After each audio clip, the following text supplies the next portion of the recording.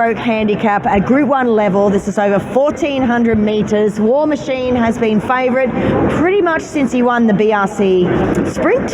However, Private Eye is the first horse to take a look at here from the Joey Pride stable with Nash Rawiller. He's the old pro, isn't he? The ultimate professional. He was great in the Stradbroke 3 years ago when he was a little bit younger. He carried the same weight, 57 kilos, and was unlucky behind Alligator Blood. He had trouble getting clear at the right time. I think with any luck he would have won the race. He's now a rising 8-year-old. He hasn't raced since December. His trials have looked good.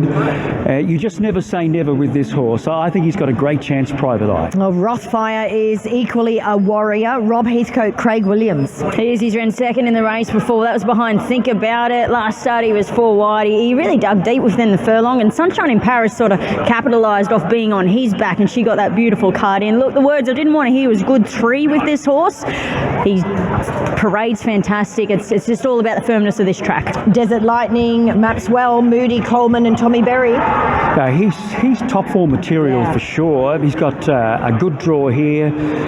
Probably can settle in the first half dozen or so. Desert Lightning, he's very fit. He's on the quick backup, but I don't see that as an issue at all. Here's Yellow Brick from the Tony and Matty Sears stable, Andrew Mallion.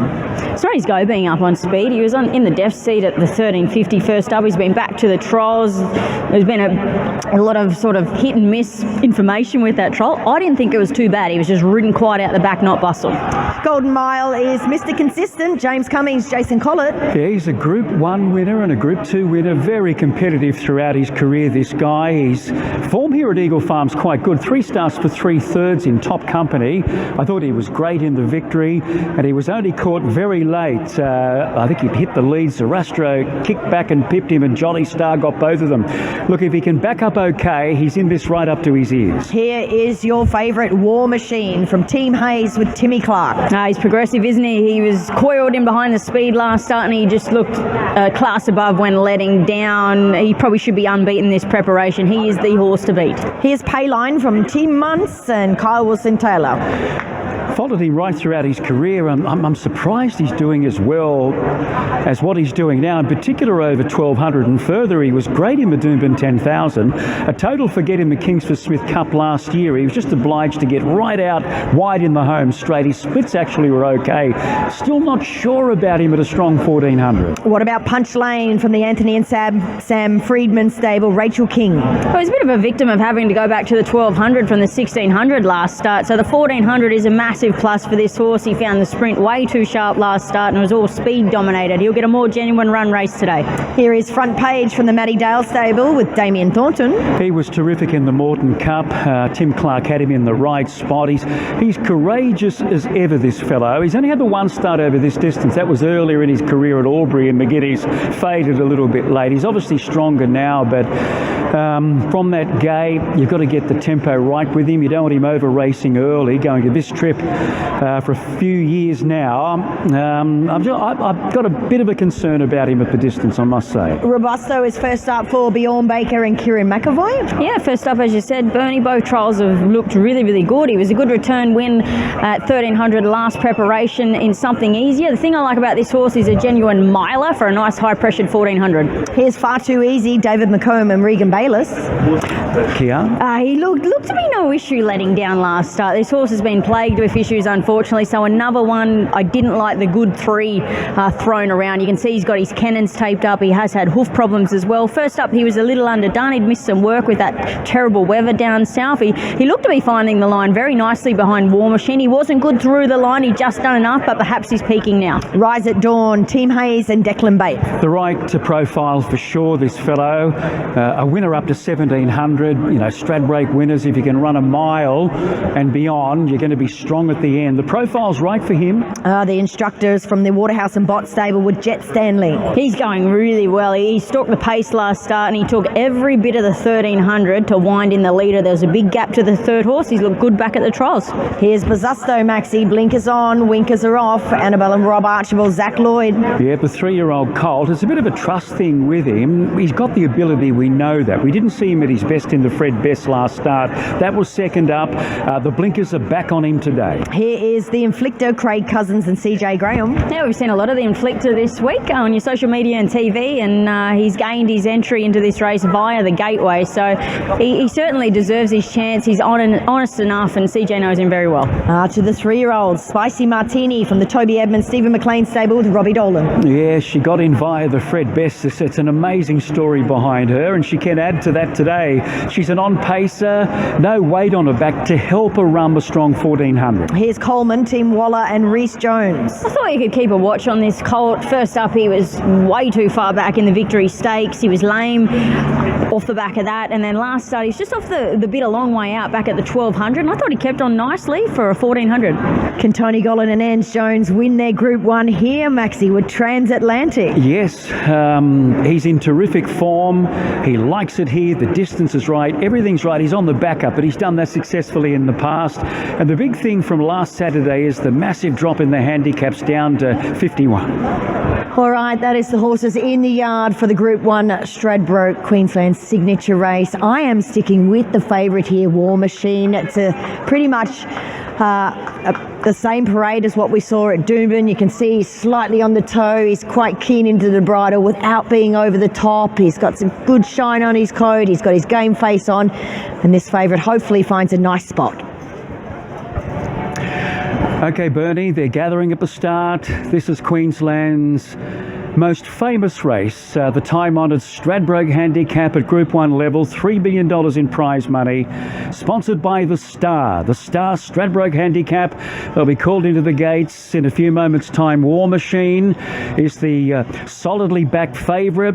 I'm going to stick with Golden Mile, my original choice, number 6. I think he's got enough speed to posse in the first half dozen or so, and with no weight on his back, he'll get his chance thereafter. Definitely War Machine. There's been much spoken about him. He's a real talent, this guy. He might come out and blow these horses away today. I'm sure he's going to run well. He's had the absolute perfect preparation.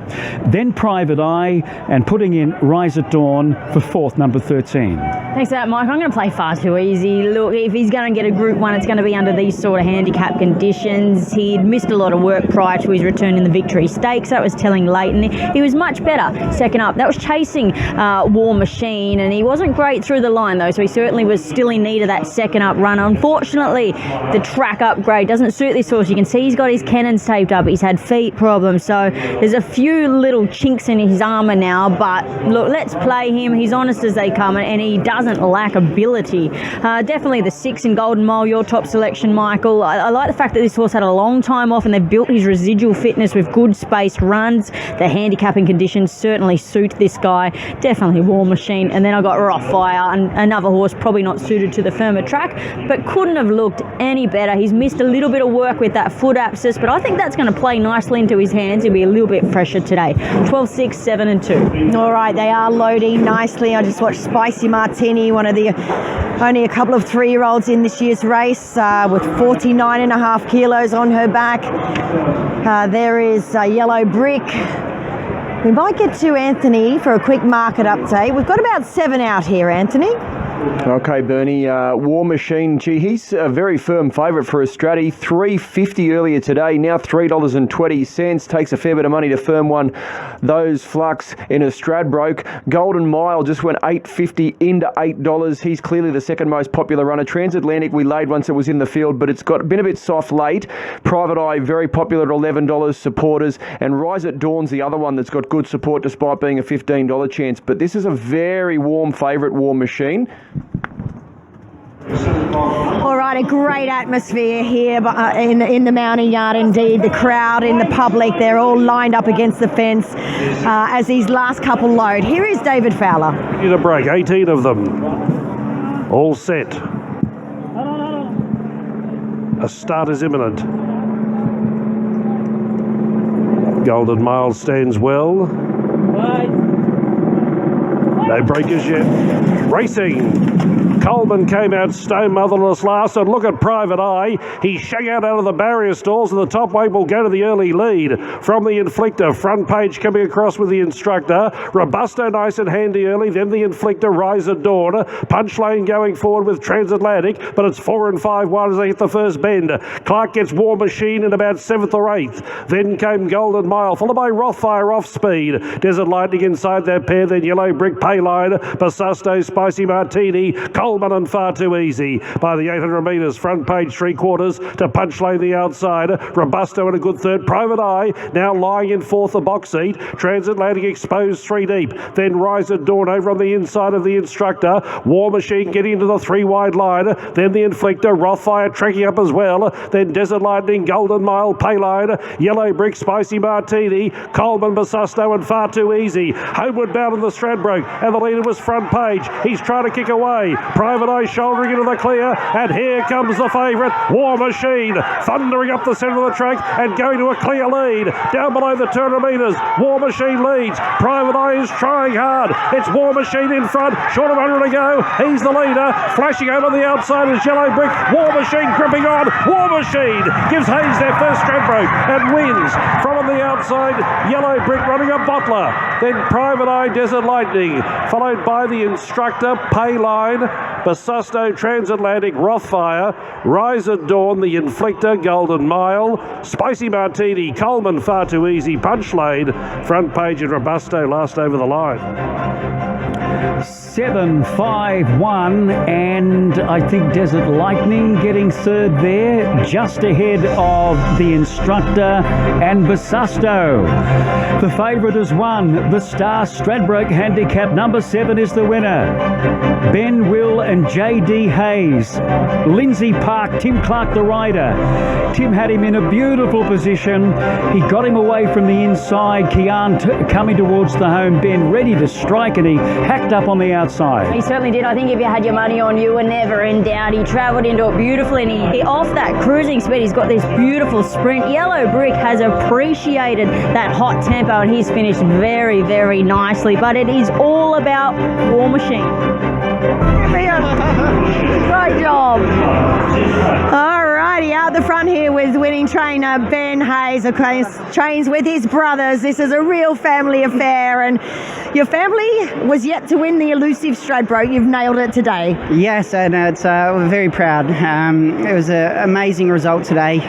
Firstly, before we go into anything, the Wallace families in the ownership group have had a really tough time lately, and hopefully his win today will make them feel better. And also Mike Maroney, we're fortunate to be able to get that horse, get him, and he's an amazing, exciting horse, and to be able to have a horse like this to train is just amazing. So Mike Maroney, what an amazing man who we all just adored. Yeah, we did, and he was always kind, and so to be able to get a result like this for Will, JD, the whole team, Mike Maroney, their family, the Wallace family, so really, really exciting.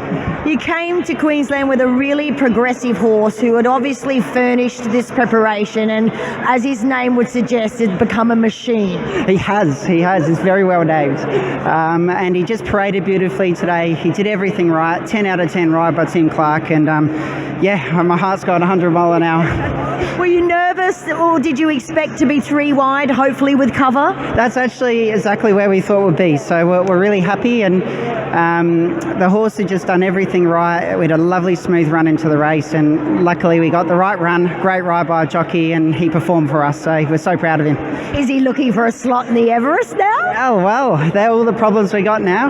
Might be having to take on my old man's horse, going rising, but happy to do so. You got to be in it to win it, but that's just a huge thrill. Well done to my brothers who unfortunately aren't here, which is annoying, and my sister, my whole family at home. Proud would your parents be? Oh, they are, and I know they'll be cheering hard, and they would have lost their voices, and no, it was a fantastic result, and we're absolutely pumped. He's not an overly huge horse, but he's really, as his name would suggest, he's quite the athletic machine. He is. It's funny, a lot of people say that. They expect him to be a big, powerful horse, but He's got a physique like Mr. Brightside, so hopefully he's the same. Well done and an awesome job. Thank you. Yeah, all right, there he is, winning trainer Ben Hayes. Of course, congratulations to his brothers there as well, in Will and JD. And yeah, what a proud family moment this is, that's for sure. He's been extraordinary. His preparation had been faultless. So he had 3 weeks between the BRC sprint and today. They got Timmy Clark in the saddle, Maxi and Kian, you know, one of the world's best lightweight riders.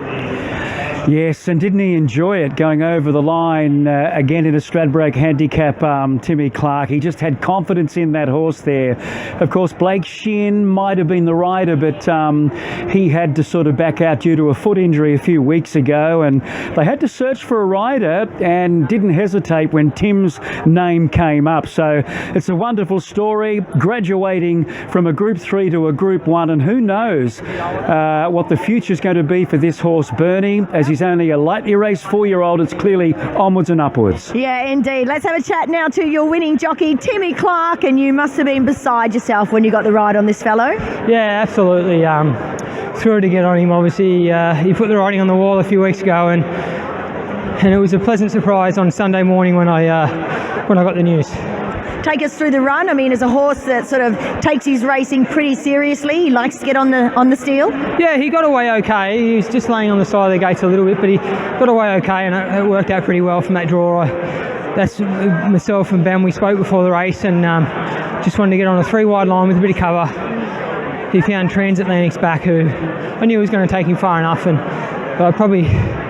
he travelled so well. I probably let him loose a bit early, but this is grand final. There's no tomorrow, so I wasn't going to die wondering. Yeah, and he's got that real turn of foot when you let him go as well. He's quite explosive. Yeah, he really let rip. Maybe just wandered a little bit late. You could feel Yellow Brick coming late and sort of surged again, but look, I can't take too much credit for it. What a great job by Ben and his brothers to just having spot on for today, and so I was just a lucky one to get the call up, and it felt really good, and just want to say cheerio to Jade and Ellie back home.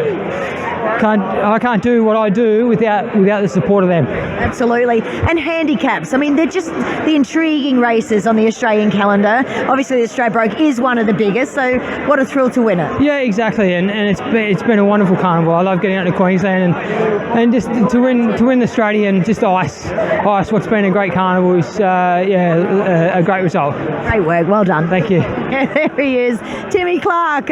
He's one of Australia's absolute best, isn't he? War Machine, he takes out the Group 1 Straddy 7-5, 1 and 3, 35-37, a total 121-17. Here's Newcastle.